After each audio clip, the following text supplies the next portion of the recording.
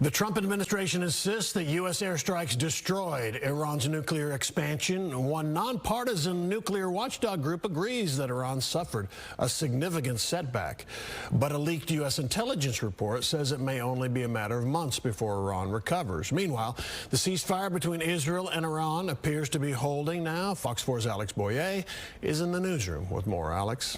Hey, Stephen, the United States and its allies are cautiously optimistic that ceasefire between Israel and Iran will hold. President Donald Trump helped to negotiate that ceasefire on the 12th day of the conflict. At a NATO summit held today, President Trump insisted the U.S. airstrikes destroyed Iran's nuclear program.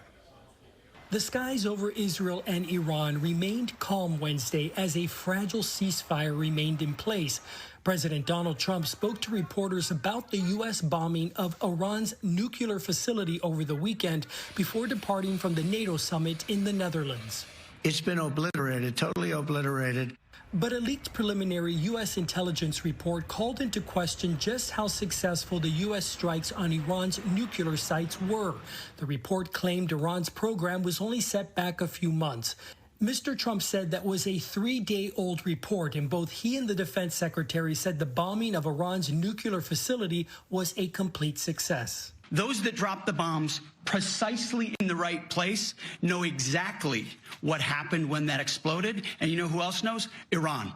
That's why they came to the table right away, because their nuclear capabilities have been set back beyond what they thought were possible because of the courage of a commander-in-chief. Secretary of State Marco Rubio gave a more specific description, saying that a conversion facility at one target site was destroyed, eliminating Iran's ability to convert nuclear fuel into a more weaponized product.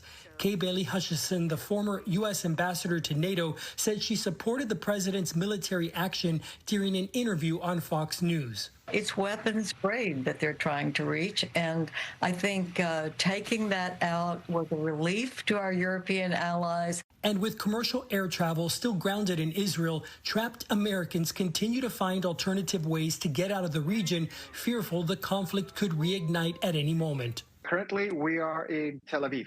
Mario Duarte is president and CEO of the nonprofit Project Dynamo. His team of combat veterans and intelligence professionals specialize in extracting Americans and allies from combat zones. Since the conflict started, Duarte tells me they've rescued some 250 people, putting them on buses and then crossing the border into Jordan. Obviously, there was terror, fear.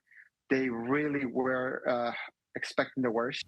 And now that they're back home in the U.S., relief, as expressed in these recorded cell phone videos. The whole trip ended up going very smoothly, and I felt very safe during the whole thing. And I'm really grateful to Project Dynamo for helping me get home safely. Thank you, Project Dynamo. Everything was super seamless, and I felt safe throughout the whole time. And now I'm back with my family. Yes, and thank you for helping me get out. We really, really, really appreciate it.